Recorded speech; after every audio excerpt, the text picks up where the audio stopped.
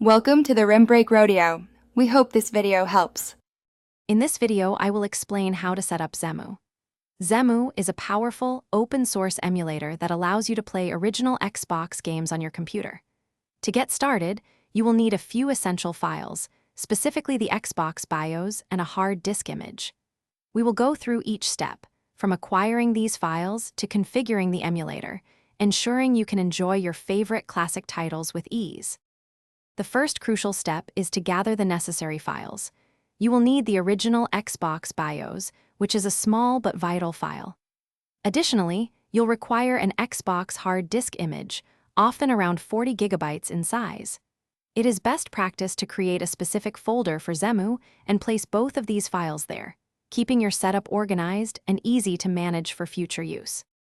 Once you have your files, open XEMU and head to the settings. Under the System tab, you will find options to specify your Xbox BIOS file. Make sure to select the correct one. Immediately below that, you will also point the emulator to your Xbox hard disk image.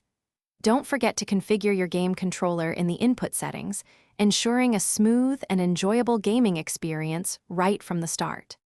With XEMU configured, you are ready to launch your favorite games.